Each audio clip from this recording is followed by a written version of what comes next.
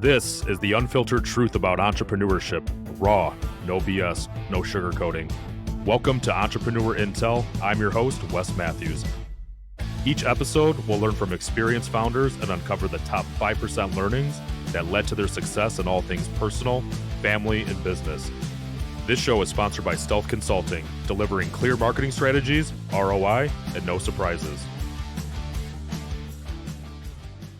I am super excited to introduce our guest today, a skilled owner who has a holistic approach to entrepreneurship, strong background in real estate investing, investing in startups. He is the owner of Chester Street Residence, assisted living and memory care in Royal Oak community.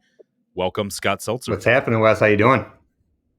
Oh, man, I'm excited to have you. I'm excited to dive in, which I'm going to do right now, which is Chester Street Residence has about 35 employees.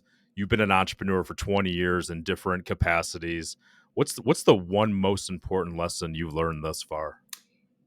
To me, it's real simple. It's care about people, right?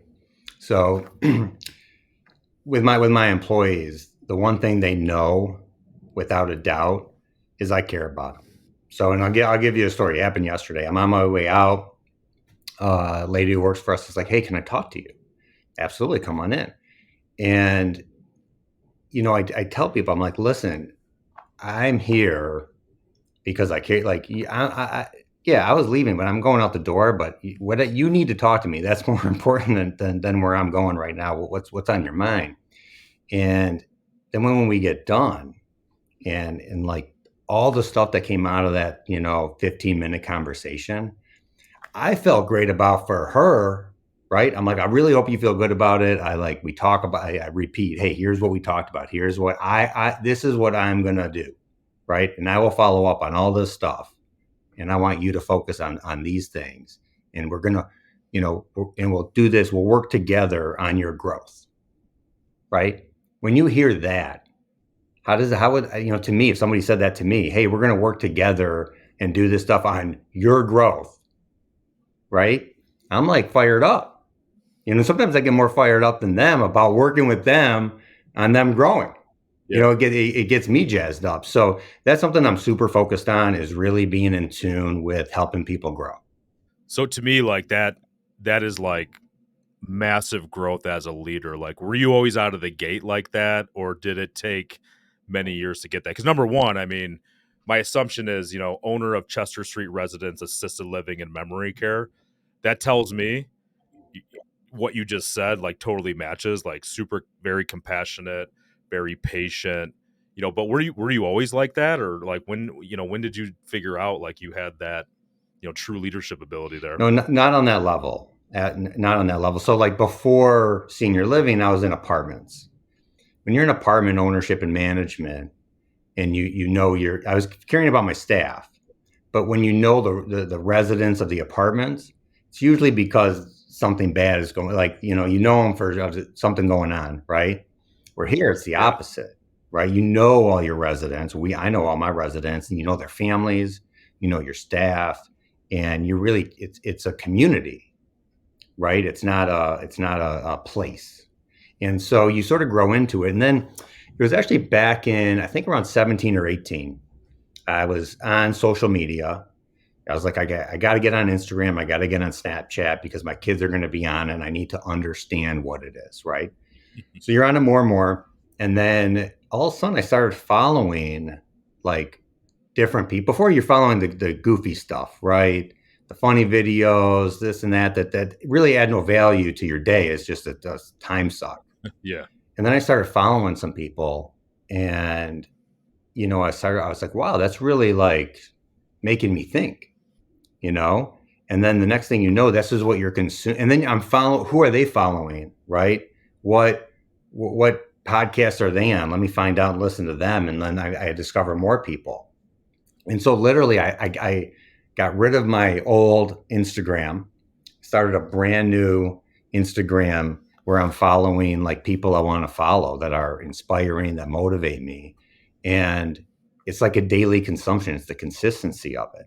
And then what I realized is there's a couple things for me that really helped me grow to where I am today. And one is I heard everybody talk about gratitude, right? And how important that is and the different and all the benefits of gratitude and different ways to express gratitude, like mainly within yourself, right? And then what I realized is I was in like the way I describe it, I was in the shallow end of the pool, right? I'm there, I'm in the pool, right? But the shallow Yeah. end, it's comfortable, it's easy, you can sit down, you don't, it's nice, right? And I realized the magic's in the deep end of the pool, right? And when you dive into the deep end of the pool, what do you got to do? You got to constantly be, working, or else what happens? You go under and then you go backwards to where you're comfortable. But all the growth happens in the deep end, right? So for me, it was being focused on being in the deep end of trying to grow really with like a foundation of gratitude, right? And then from there, you like level yourself up in different areas of life, and then it just becomes part of who you are. Going back, like whether it's elementary, middle, high school, college, like did you always in the back of your mind know that you'd be an entrepreneur, or did you originally start in the corporate, or like when did you determine you're like I'm an entrepreneur? It was after I graduated. I know like no clue what I wanted to do, right? At all. Um, so I got my first job. It lasted like a week because I just was not prepared to like be in like the working world after college, especially when I didn't know what I wanted to do. So I got a job at a men's clothing store because my girlfriend at the time was still in. She graduated a semester after me. It's now my wife. And then when she graduated, we moved to Atlanta for a year. I worked like a corporate job that was just easy. It's again, nothing, didn't know what I wanted to do. And when we moved back, that's when I got into real estate and I became an analyst. I did commercial financing. But it was then in my early 20s that I was like, I don't just want to do this. I want to own and operate real estate, right? And understanding, okay, that's entrepreneurship, what that was. And my dad had done it as kind of like a solopreneur. So after a couple of years, we linked up in '03 and formed our own company, and then in apartments. And we grew a portfolio and managed the portfolio. And the management is where you get to really connect with people on a different level. Um, and you're trying, and that's where you sort of try and become a leader. But leadership evolves, right? So I'm a way better leader now, probably than I was then, just from life experience. But no, it Yeah. sort of like evolved over time that it was like the entrepreneurship journey began. Now let me ask you: do you think you can shortcut that experience, or you just have to go through that? Because a lot of people want shortcuts, right? Or entrepreneurs, it's I don't want to tread for an hour. I just want to cut right to the chase. But you bring up a really good concept around, I was a different, you grew into who you are today. Just curious, do you think you can shortcut that, or you got to go through what you got to go through to get there? You can't shortcut it. I mean, it's possible people could do it sooner, but part of it is like knowing what you want to do, right? And and listen, you know this. Anything you do, even if you're successful out the gate, or somebody it took them 7 years and another person took them 2 years, the work you got to put in up front, and then the work you got to continue to do. It doesn't. There is no shortcut for that. If you don't put in the work, it's not going to happen, right? Like the famous Ronaldo comment, where he's like, "Talent without work is nothing." Right. So if you don't put in the work, there is no shortcut to putting in the work. You Yep. got to do Yep. you got to do it. And to me, it's about waking up every day and being like grateful for the opportunities that are going to come your way.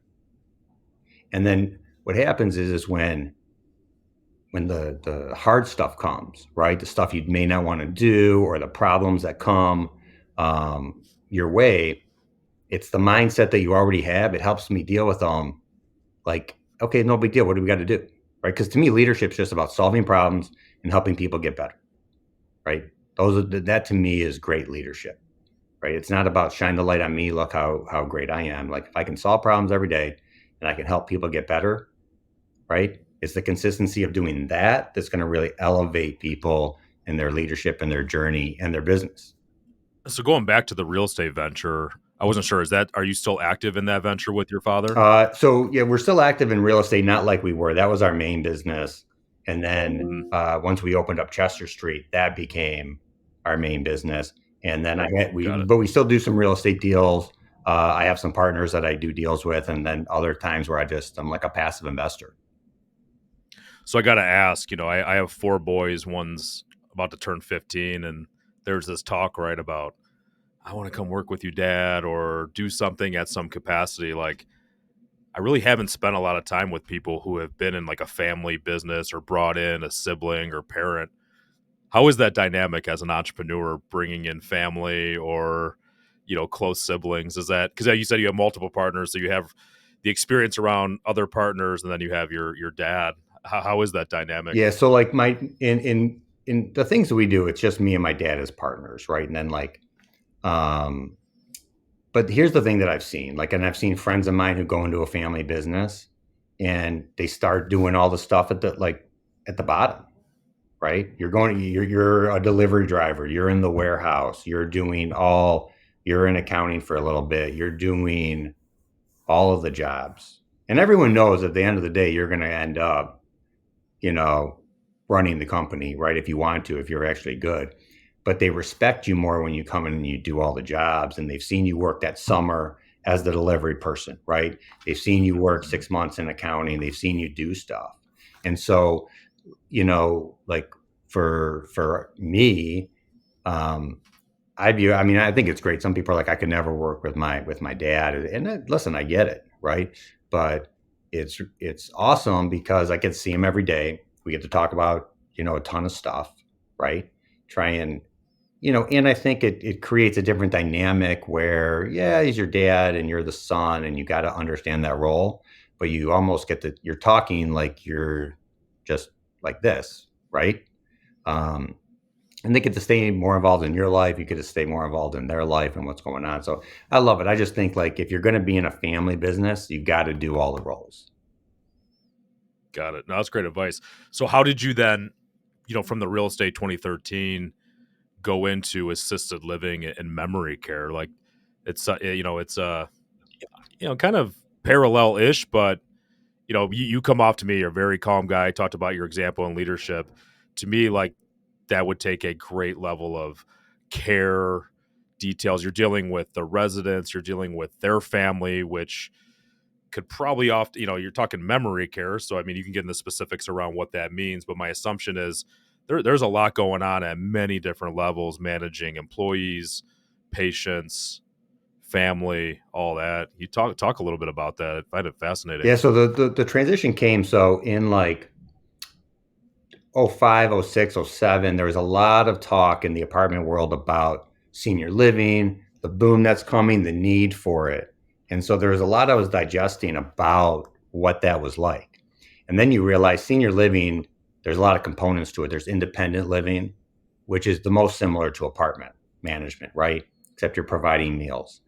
After that, it's not really similar at all, right?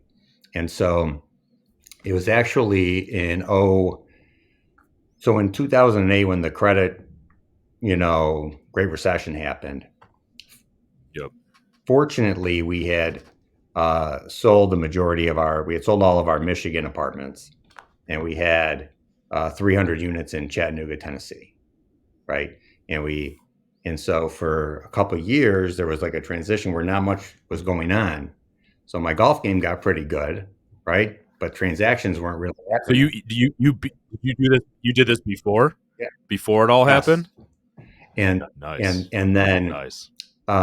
this property in Royal Oak became available. A friend of mine was listing it, and it was an interesting time because and so we felt like, listen, we liked the location. It was actually a former assisted living that went back to the bank, had been vacant for 2 years, was uninhabitable. So it fit what we did: buy existing building, invest into the building, right, and then create value.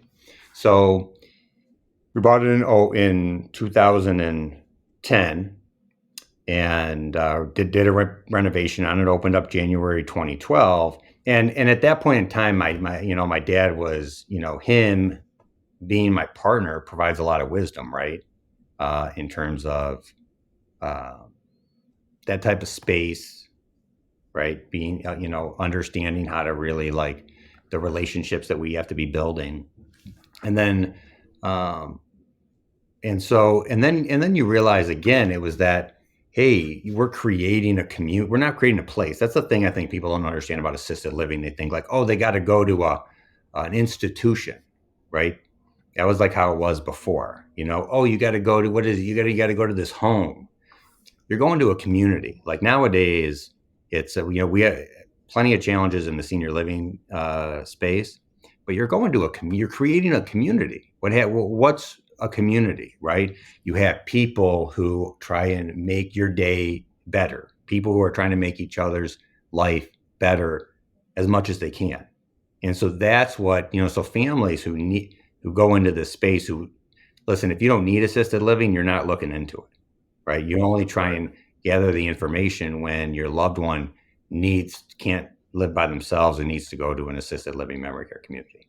And I love helping people because you get like, no, you got a team now. You're not alone, right?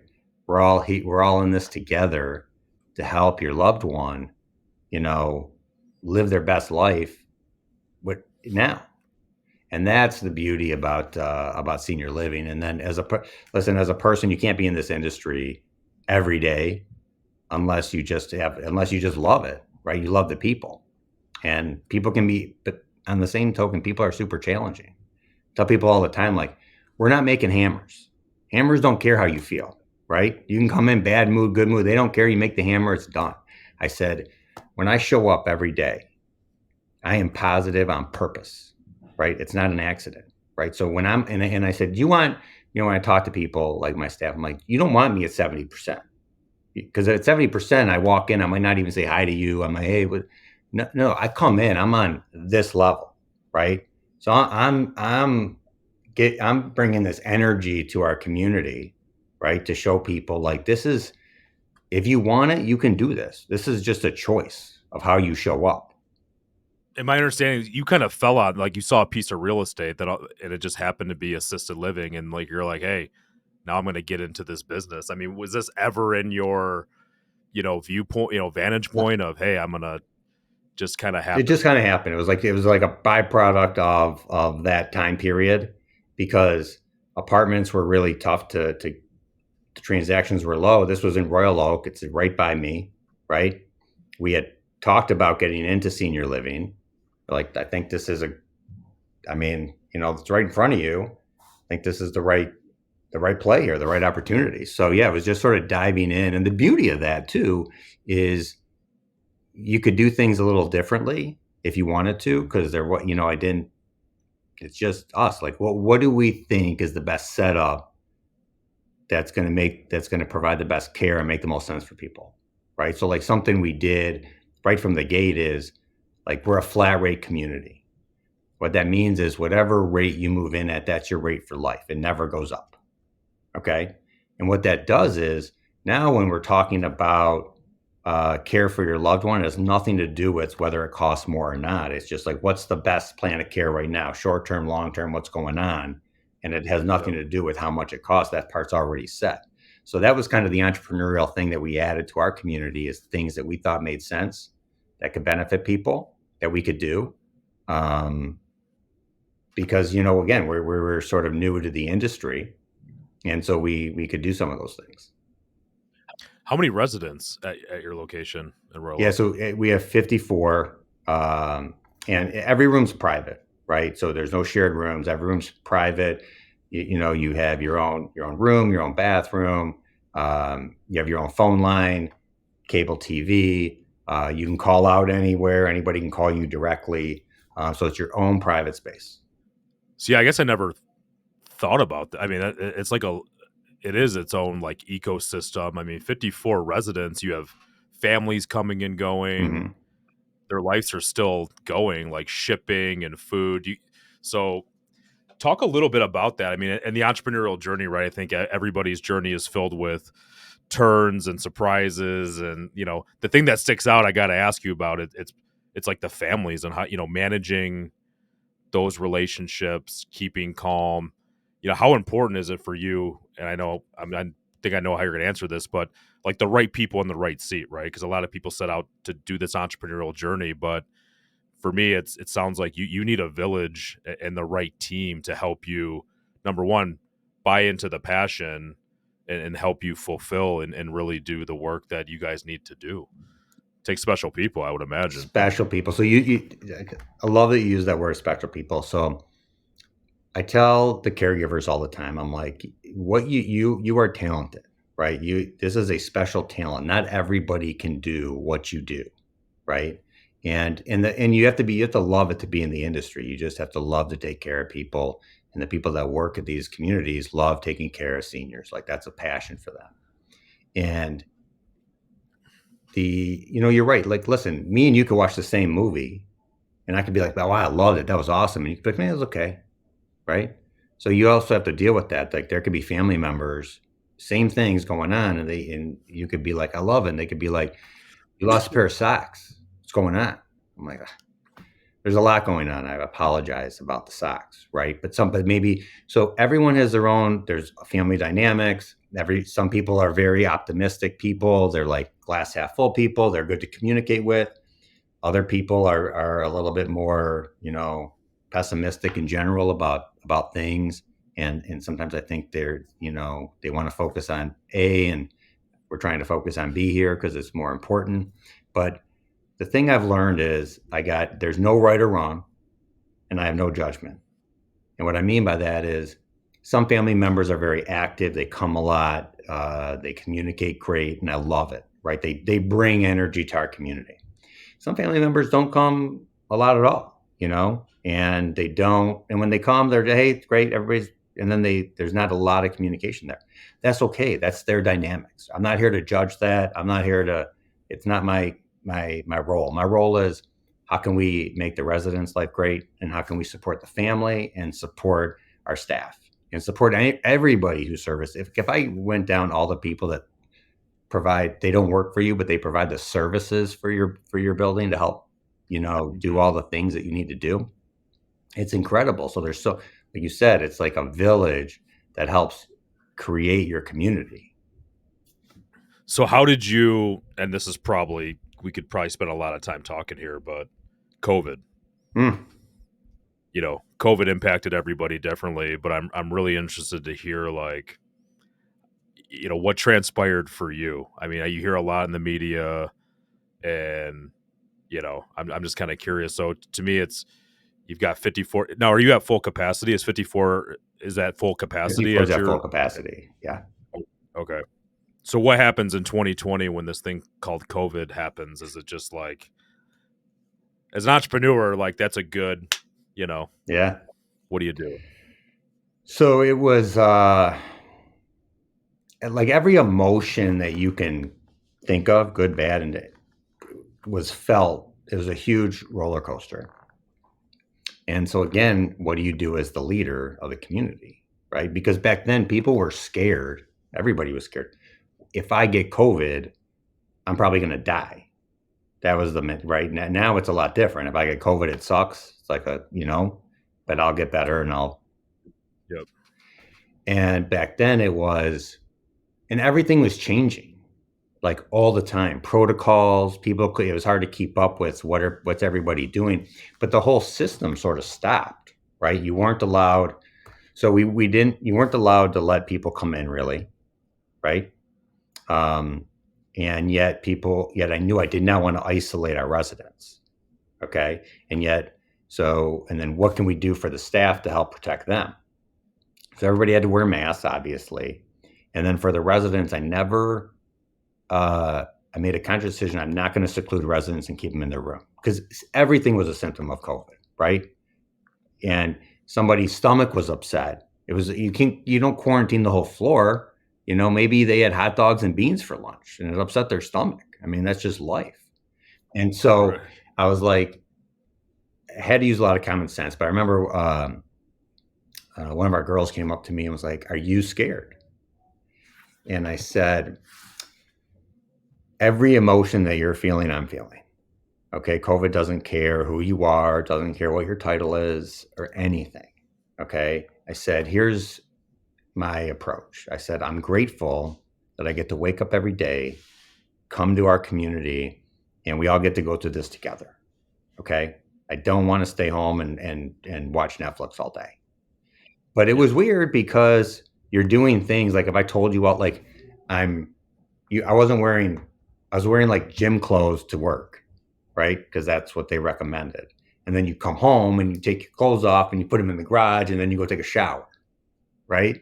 And now you look back and you're like, but listen, you don't know. You don't know what you don't Yeah. know. And I used to tell people, I was like, listen, the world, nobody living today, and if they are, they're they're up. They don't probably remember. Nobody's gone through a global pandemic, so people will try to get real political about it. Even some of our resident family members. And I was like, listen, I don't care what. I'm not on a side, right? I just do what's best for the community. So what we did was, like a lot of other communities, it's like you're always constantly thinking, how can we still keep people connected? So on the first floor, we have two floors. On the first floor, you could do window visits, right? And come up, you can open up the windows and the families can stay connected. And then we have a door on the side of the building, and right when you come in, there's a room to the left. So we called that the family room, and we created, like, we put a couch in there and a table and some chairs, and we did like a sign up genius where people came and signed up for different times, right, spaced out. And I bought one of those. Like, I bought so many things that you don't use anymore, like the the the uh, the thing where you put the pellet in it and you spray the room and you disinfect it all, right? All that stuff. The temperature checks when you walk in, all that stuff. But in my mindset was, I'm going to provide I'm going to provide everybody with everything they need to feel as safe and comfortable as possible. Because like the work that we're all doing now, everybody's a little like a little nervous about it. And some people left, right? And that was challenging because the hiring process really stopped for most people, because then you had all the unemployment craziness that happened. Yep. So it really stretched the labor force really thin. And so you just did whatever you had to do to just reset it was like, so one day at a time, of just saying, what do we got to do today? And then become a supply chain expert, because you're like, you need, supplies are hard to get. So you're really like, I'm just every day, how can I stay ahead of the curve on that? You can't just be like, oh, we have no more of this. Sorry. I don't know where it's, when we're going to get it. Like, that was Yeah. not Like toilet paper and right. basic Not an option things, for us right? not to have that type of stuff. And so Right. it was very weird. And it's funny. I think, and so I probably wore a mask for, 2 years in the building. I was literally the only one who wore like the true N95 mask. And then I just got comfortable with it, right? Like now I put it on and I'm like, damn, this thing's tight. But you just got Yeah. comfortable with it. That was your thing. And um, but it was just, again, it was the same mindset of like, let's tackle today. What do we got to do to make everybody feel good about today? Right. Here's what we're doing with, I mean, you're communicating all the time with families. Here's what we're doing. Here's the latest update. Um, just so they felt informed. You're having staff do FaceTime calls. Like, we brought an iPad, let's do FaceTime calls with people. So they got to see their Yeah. family. But it was like I'll wrap it up this way. If you were in a hurricane and you told me what the hurricane was like afterwards, I might be like, oh, wow, that's crazy. But I don't really know. But Yeah. in the middle of that hurricane, all that stuff, you can't describe it to people, right? You just, at the end of the day, you just know what it's like. And that's sort of what it was like. If you were in it, you had to go to work, right? It was like being in that. And it's just like, you can describe it however I just described it. And like, it's doesn't even do it justice. Well, I can only imagine, right? Like, number one, you get families that are like banging at the door, probably trying to break in, getting grandma, grandpa out of there, or their mom or dad. But then I kind of have this visual of like what my family Thanksgiving's like. I mean, when somebody's going into assisted living, to me, like that's probably that's a really big deal and a very big life moment where then you have a lot of people to manage and their emotions and they want to be heard and they're all the variety of people. like how do you as a human entrepreneur, like personal, family, business, like what do you do to like you talked about gratitude a little bit, but like how do you get ready for game day every day and bring 100% in that environment because it's a hell of a lot harder than what I look at my day, you know, because you got to be ready, and that's probably an emotional suck.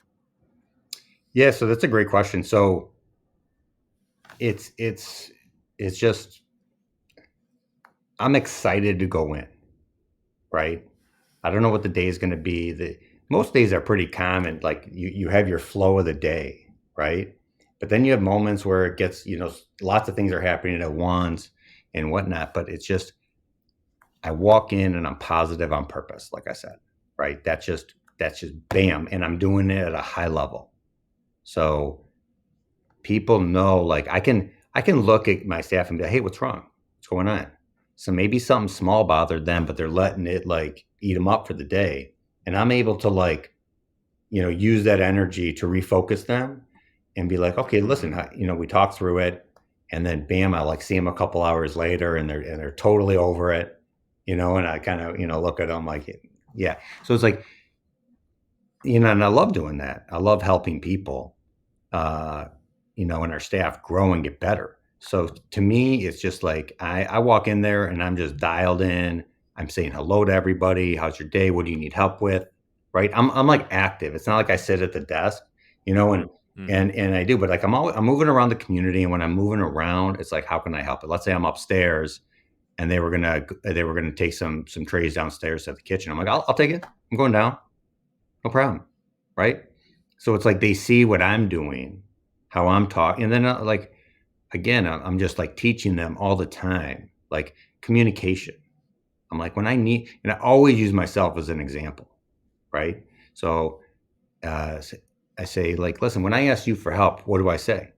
I say, "Hey, can you do me a favor?" And they're like, "Yeah, what's up?" It's like now we're connected as teammates, right? But I say, "Well, you went over to them and you're like, hey, I need boom, boom, boom." You just go right in at them. I'm like, they get a little like defensive, like, hey, I'm doing stuff too. Like, what? Like, hold on. So I show them like how to engage with other teammates to create a really good relationship and to say like, hey, they want to help you. Just go about it like in a more like don't go right in at them, right? Ask a question like when you want something instead of saying, "Hey, I need you to do boom boom boom." Ask, "Hey, could you do me a huge favor? Hey, could you help me out? I really need," and then whatever it is. I'm like, just that little step there is gonna like be super impactful when you're there. So for me, it's just I love doing that type of stuff. That type of stuff comes up all the time, and so I'm just like, as the leader, how I show up is super important, right? I can't show up at 50%, 80%. So when I walk in, it's like a choice. I'm dialed in, and now it's like I don't even think about it. Like that's just who I am, right? And I tell people like it's a choice that you can make. And when you want to show up that way, like shit gets good. And when problems come your way, like if when a problem comes my way, like I don't get so overwhelmed by it. I like sort of digest it, and I'm able to, in a calm manner, be like, okay, I'm going to handle this. You go get back to what you were doing. I got this, right? And now you're calm, they calm down, and then you handle whatever issues you got to handle. But that to me, it's all a choice. It's like your mindset that you're going to walk in, and how you're gonna be. It's all a choice. So it sounds like too a little bit of like knowing what you really really want and having that pure passion of what you're pursuing to be able to gear up every day and do that, right? Because because I would just think, from a personal or family, like what do you do for you to like relax? Do you meditate? Do you have to work out? Are there certain things with you that what allows you to go 100% outside of a choice? Because I think that's great. You have to make the choice, but how do you get prepared to gear up for that? Because that's a big thing you're Yeah. doing. So a couple things. So one is I wake up and I'm like, think about all the stuff, all the good stuff going on. Like before I'm even like out of bed, you know? I'm like, oh man, I get to go make coffee. I get to go like, wow, my kids are so awesome. Like, oh, I get to my dog. I just love my dog. And I just think about all the good things that are happening. Like, oh man, all the opportunities that are going to be out there today that I don't even know about. Right. So it's like, that's just how I kind of like the thoughts that are going through my mind. And like before, and then, I have my own thing where I kind of like set in the morning where I take some time and I kind of do it's like I could say it's like meditating, but it's not the true meditation.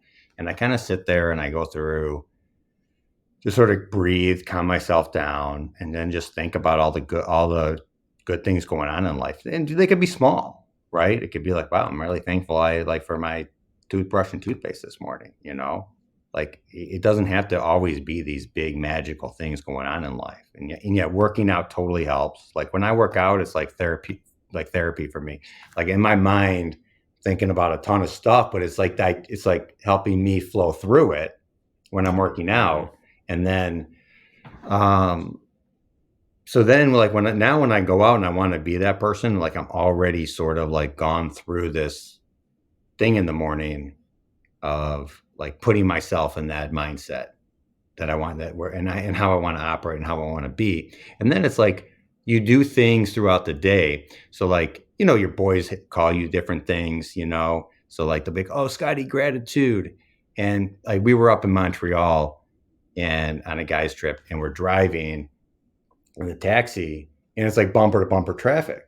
And like the thing's all red, right? And my friend said something, but then I look in the corner and I saw, oh, 8 minutes. Like we only gotta be in here for 8 more minutes. That's no big deal. So I'm like, oh, we only have 8 more minutes. I'm like, oh, always looking on the bright side of stuff.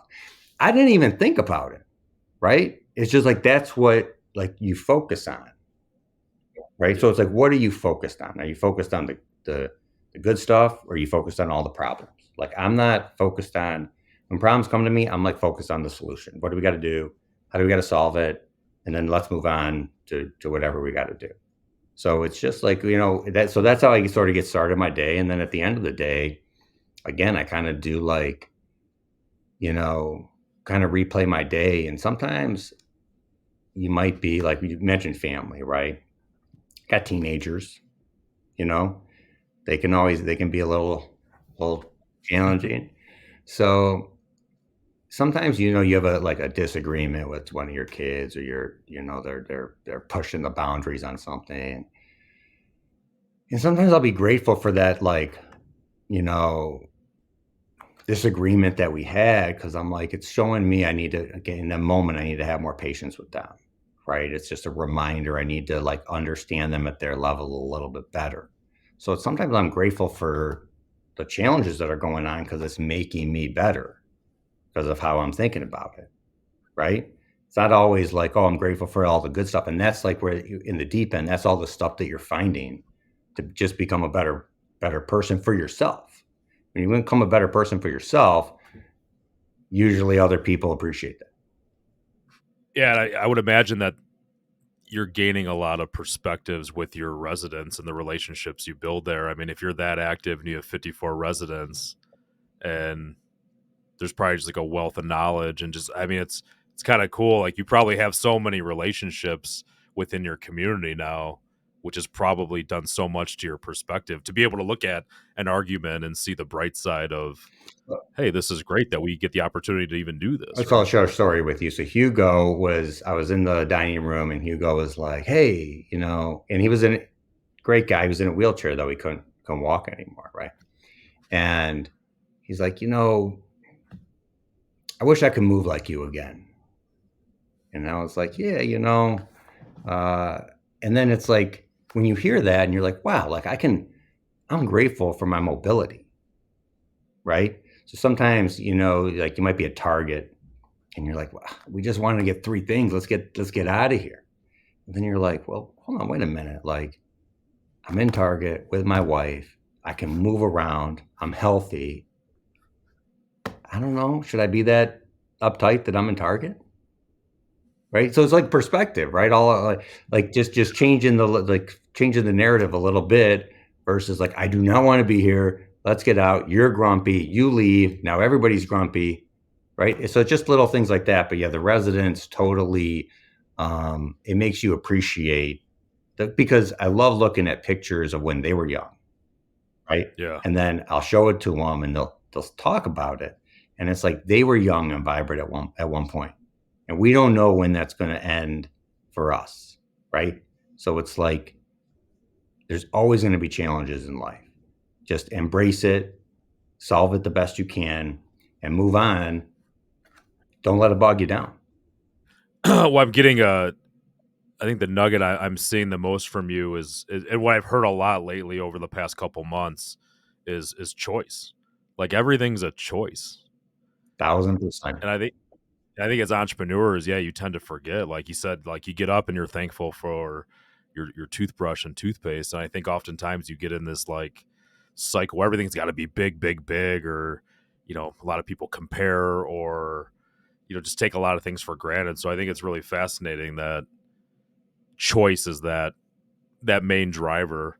So with the business, like, are you looking to expand it all? Like, are you good with Chester Street and what's going on there? Are you guys looking to replicate that? It's possible. Again, a lifestyle choice. Like there's certain communities I've looked at, and I'm like, it's an hour and a half away, right? Yeah. I'm an active owner.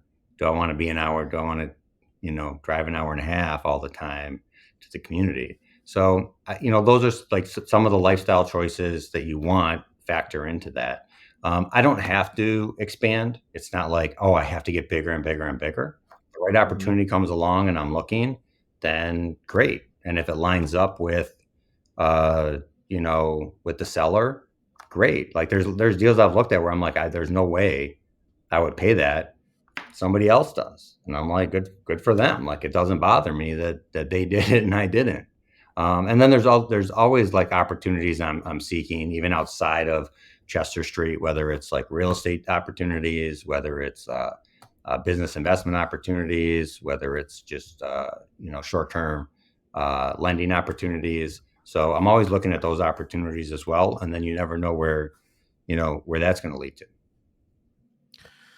So anybody listening, um, yes, I mean, sounds like you'd be a great guy to reach out to for a business deal. Like you're very calm, cool, collective, really smart guy. How can people, if they want to reach out to you, what's the easiest way for somebody to get in contact with you if they have a short term thing or a real estate deal or something of that? Yeah, I mean, it's pretty simple. It's email, it's my cell phone, right? Like people reach out to me on email. Obviously, I'm on like LinkedIn and all that, and I'm pretty responsive to people because you never know where it's going to lead, right? And sometimes it's a real quick, like, yeah, you know what, that's not my thing.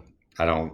That sounds great. It's just not what I do, right? Great, but you get to learn about cool things that people are doing. So there's like, um, there's three things, and you hit. So that's how you can reach out to me. But going back to what you were saying before, when you're like talking about comparing and everything. So there's three things that I sort of tell young people. So my neighbors have three boys. They graduated high school, and so I went to their grad parties. And like, you give a gift, right? You give money, here you. And so I did it Hmm. differently. So I had them come over, and I was like, okay, here's your gift, right? That'll in a year from now you won't be able to tell me what you spent that money on, right? But this is your real gift. And I sit down with them, and I'd like kind of go through things that I thought could benefit their life. And then I realized it was probably overkill, right? So by the time the last one graduated, I was like, I got three things for you. And I promise you, if you do just one of these three things well, life will get really good for you. Okay. You don't have to do all three, just one. So the first one is comparison is the thief of joy. Be Yep. happy for others. Okay. When you stop comparing your life to other people, what people have, what you don't have, and you're truly happy for other people, it changes so much, right? And life gets really good. The second one was, and I got this in that there's a clip where from Ted Lasso where it's like, be curious, not judgmental, right? Be Yep. curious about people. Don't judge people. You don't know, right? Why somebody believe that? Why did what like find out? Tell me more, right? The whole line. Tell me more. right? Oh yeah, I don't understand that. Tell me more. And then the last one, which we talked about, or which is the first thing we talked about, was practice daily gratitude, right? It's not, you don't have to be more grateful than the next person, right? But if just every day you figure out how to like take 5 minutes and just think about all the things you might be grateful for that day, right? Or that's in your life, but be specific. Don't be like, oh, I'm grateful for my mom. Be like, oh, I'm grateful I talked to my mom today. That felt really good to like have a good conversation. Or I'm grateful we had lunch today, right? Be a little bit more specific with it, um, with your gratitude, and that'll like expand it. And if you do one of those three things well, doesn't matter what you do in life, entrepreneur, employee, anything, like I just think life gets really good. Yeah, no, that's really great perspective too, and that's the one thing that's resonating with me is all of that, but just the little things, right? Or like, don't sweat the small stuff. I mean, there was an incident when I was on an airplane recently, and in my mind, I mean, it's taken me a long time to get to this point, and I still have to work hard. But I'm like, I'm traveling 600 miles per hour in an aluminum tube, 30,000 feet above Earth. Like, it's not that big of a deal, right? I mean, Not that big of a deal. but it's hard, right? I think it's a mindset. But anyway, I think Scott, thanks so much. I appreciate your share. You do amazing work. You're a great guy. I really thank you for coming You know, on thanks for today. having me. This was a lot of fun. Awesome. Well, if you learned something today, tell somebody about the podcast. Scott, thanks so much. This has been another exciting episode of Entrepreneur Intel. We'll see you next time. Thank you. This has been another episode of Entrepreneur Intel. Thank you for joining us. For show notes or other episodes, please visit us at entrepreneurintel.com. Until next time.